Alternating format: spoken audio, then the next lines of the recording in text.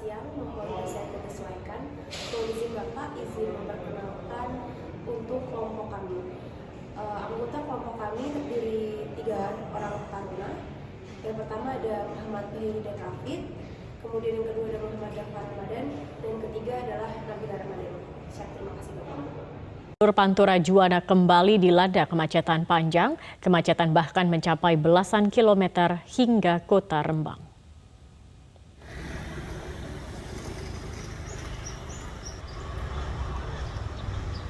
Beginilah kondisi kemacetan panjang yang terjadi di jalur Pantura di Kabupaten Pati, Jawa Tengah.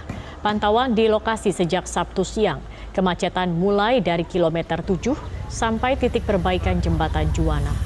Kondisi jalan yang tengah dilakukan pengecoran, sementara bahu jalan tidak bisa dilewati, membuat antrean panjang kendaraan mengular sampai ke perbatasan Pati dengan Rembang. Kemacetan diperparah dengan tidak adanya petugas yang mengatur jalan di simpul-simpul kepadatan kendaraan sehingga terjadi saling serobot antar kendaraan. Salah seorang sopir truk mengaku sudah hampir 18 jam terjebak kemacetan. Ia berharap ada petugas yang bisa mengatur sistem buka tutup jalan. Mohon izin Bapak, izin untuk kelompok kami mengambil tema kasus kepemimpinan sebagai bahan acuan pengerjaan adalah terkait perbaikan Jalan Pantura Kabupaten Pati, Provinsi Jawa Tengah, yang tepatnya berada di Kecamatan Batangan. Permasalahan ini dimulai ketika pemerintah daerah Kabupaten Pati menjanjikan adanya perbaikan jalan di area Jalan Pantura dari Pati ke Rembang. Janji tersebut selalu dilontarkan kepada masyarakat, namun kenyataannya sampai saat ini kondisi jalan tersebut masih buruk atau belum ada perbaikan sama sekali. Kondisi Jalan Pantura ruas Jalan Pati sampai Rembang kilometer 18 mengalami kerusakan. Jalan tampak berlubang banyak sepanjang 1 km lebih. Akibatnya kendaraan melintas baik dari arah Rembang maupun dari arah Pati mengalami kemacetan. Tidak hanya itu, kerugian yang dirasakan berupa kecelakaan dan penghambatan ekonomi. Pada awal 2023, pemerintah akhirnya merealisasikan dengan embel-embel adanya kegiatan mudik lebaran pada bulan April 2023. Lalu, apakah kebijakan yang diambil pemerintah ini sudah efektif dengan melakukan perbaikan jalan hanya ketika terdapat event besar seperti mudik lebaran? Mohon izin Bapak, kelompok kami akan menganalisis kebijakan efektif pemerintah dengan teori kepemimpinan. Jenis kepemimpinan.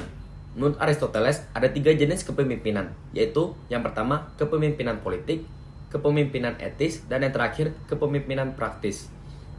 Pertama, kepemimpinan politik. Kepemimpinan politik merupakan kepemimpinan seseorang untuk memimpin dan mengatur sebuah negara atau masyarakat secara keseluruhan. Lalu yang kedua, terdapat kepemimpinan etis. Kepemimpinan etis melibatkan kemampuan untuk memimpin dengan kebijaksanaan, keadilan, dan moralitas yang tinggi. Lalu yang terakhir, terdapat kepemimpinan praktis. Kepemimpinan praktis melibatkan kemampuan untuk memimpin dengan cara yang efektif dan efisien, dan mencapai tujuan-tujuan yang spesifik. Kepemimpinan dan kualitas manusia. Aristoteles percaya bahwa kepemimpinan berkaitan erat dengan kualitas manusia. Kepemimpinan yang baik hanya dapat dilakukan oleh orang yang memiliki karakter dan moralitas yang baik. Kepemimpinan dan kemampuan berbicara. Aristoteles juga menekankan pentingnya kemampuan berbicara dalam kepemimpinan. Seorang pemimpin yang baik harus mampu berbicara dengan baik dan meyakinkan orang lain untuk mengikuti visinya. Kepemimpinan dan pendidikan. Aristoteles menganggap bahwa pendidikan sangat penting dalam membentuk karakter seseorang pemimpin yang baik. Seorang pemimpin yang baik harus memiliki pendidikan yang luas dan mendalam, serta memahami nilai-nilai yang benar. Assalamualaikum warahmatullahi wabarakatuh. Izin memperkenalkan diri, Taruna Ahmadiyah Politeknik Imigrasi Angkatan 23. Nama Muhammad Bahiridan, Prodi Administrasi Keimigrasian B. Di sini saya ingin memberikan sedikit penjelasan mengenai rekomendasi sifat kepemimpinan yang efektif dan efisien menurut ahli, yaitu Aristoteles. Aristoteles membagi rekomendasi menjadi 3 jenis, yaitu ada kepemimpinan dan kualitas manusia. Menjelaskan bahwa Aristoteles percaya bahwa kepemimpinan berkaitan erat dengan kualitas manusia. Kepemimpinan yang baik hanya dapat dilakukan oleh orang yang memiliki karakter dan moralitas yang baik. Lalu ada kepemimpinan dan kemampuan berbicara. Aristoteles juga menekankan pentingnya kemampuan berbicara dalam kepemimpinan. Seseorang pemimpin yang baik harus mampu berbicara dengan baik dan meyakinkan orang lain untuk mengikuti visinya. Hal ini bertujuan untuk jika anggota-anggota dalam suatu organisasi yang kita pimpin dapat mengikuti visi dan misi kita, maka tujuan organisasi dapat dengan mudah tercapai. Lalu ada kepemimpinan dan pendidikan. Aristoteles menganggap bahwa pendidikan sangat penting dalam membentuk karakter seorang pemimpin yang baik. Seorang pemimpin yang baik harus juga memiliki pendidikan yang luas dan mendalam serta memahami nilai-nilai yang baik. Saya akan memberikan contoh sikap kepemimpinan yang tidak efektif, yaitu kepemimpinan dalam bidang lingkungan. Bupati Rembang yaitu Abdul Hafiz, dalam hal ini jalur Pantura Pati Rembang dikabarkan rusak yang terjadi dalam rentang waktu yang cukup lama. Jadi di sini warga telah mengeluarkan keluh kesah kepada pemerintah setempat bahwa jalan dari Pati menuju Rembang rusak. Namun Abdul Hafiz sebagai Bupati Rembang tidak mendengarkan aspirasi yang dikeluarkan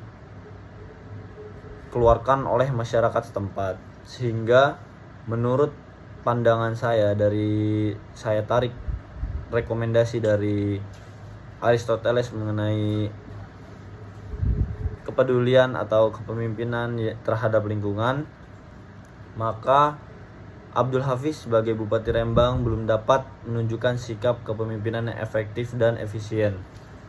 Apabila Abdul Hafiz telah menunjukkan sikap efektif dan efisien, maka dengan cepat dan tanggap aspirasi dari masyarakat. Terlebih jalur Pantura ini merupakan akses infrastruktur yang menghubungkan antar kota, sehingga mempengaruhi mobilitas barang jasa.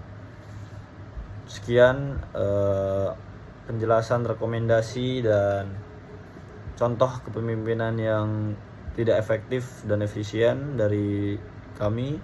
Kurang lebihnya mohon maaf. Wassalamualaikum warahmatullahi wabarakatuh.